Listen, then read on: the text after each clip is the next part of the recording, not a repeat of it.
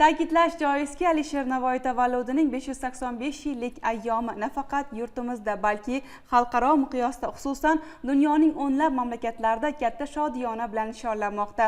Ulug' shoirning insonparvarlik g'oyalari chegara bilmaydi. U bashariyatni ezgulikka birlashtiruvchi ma'naviy ko'prik bo'lib xizmat qilmoqda. Ayni kunlarda qo'shni Qozog'iston zaminida ham bobokalonimiz xotirasiga ehtirom ko'rsatilib, turli madaniy ma'rifiy anjumanlar o'tkazilmoqda. Qardosh elning Navoiy dahosiga bo'lgan yuksak e'tibori va tadbir tafsilotlari bilan hamkasbimiz Iqbol Qirg'izboyeva tanishtiradi. Navosiz ulusning navo baxshi bo'l, Navoiy yomon bo'lsa, sen yaxshi bo'l. So'z mulkining sultoni buyuk mutafakkir bobomiz Alisher Navoiy Mahbubul Qulub asarlarida yozadilar. Kimki umrini mardlar xizmati uchun sarflasa, umri o'tsa hamki abadiy umr egasi bo'ladi. Umr bevafodir, mardona hayot abadiy. Chindan ham bugun Hazrat Navoiy tavalludining 585 yilligi nafaqat yurtimizda, balki dunyoning ko'plab davlatlarida munosib nishonlanmoqda. Mana bugun biz muhtaram prezidentimiz Shavkat Miromonovich Mirziyoyevning 2025 yil 26 dekabrda Oliy Majlis va xalqqa bo'lgan murojaatida keltirib o'tilgan buyuk shoir, mutafakkir, davlat arbobi Alisher Navoiyning 585 yillik yubileyini keng nishonlash to'g'risidagi topshirig'iga asosan hozir butun dunyoda O'zbekistonning xorijdagi diplomatik vakolatxonalar bilan hamkorlikda Navoiy tug'ilgan tavallud kuniga bag'ishlangan tadbirlar, madaniy tadbirlar keng nishonlanib kelmoqda. Bugungi safarimiz Qozog'iston Respublikasining Turkiston viloyati, Chimkent shahri, Atrov va Aktov shaharlarida bo'lib o'tadigan tadbirga tayyorgarlik ketyapti.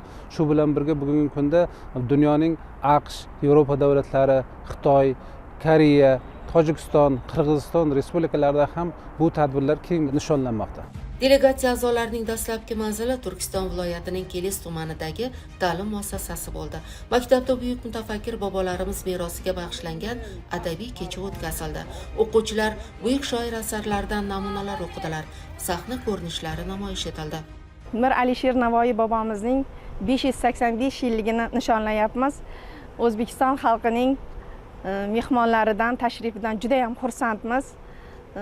Bundan o'quvchilarimiz, ustozlarimiz tilimizni, dilimizni birligini namoyish etishyapti. O'quvchilarimizda juda katta taassurot qoldirdi. Alisher Navoiy bobomizning g'azallarini, ruboiylaridan parchalar o'qildi.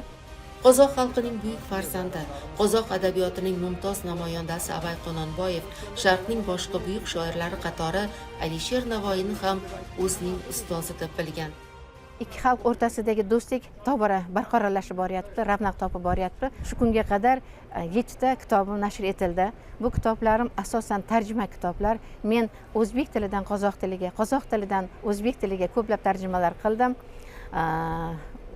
Shoira Zulfiya Mo'minova, Halima Xudoyberdiyeva, Muhammad Yusuf, Abdulla Arif kabi shoirlarning she'rlarini o'zbek tilidan qozoq tiliga tarjima qilsam, buyuk shoir qozoq xalqining buyuk oqini Abay Qononboyev, Muqag'ali Maqatayev, Ibray Altinsarin kabi buyuk shoirlarning she'rlarini o'zbek tiliga tarjima qilib, o'zbek kitobxonlarini ham qozoq she'riyati bilan bahramand qilish niyatida ana shunday tarjimalar qilganman.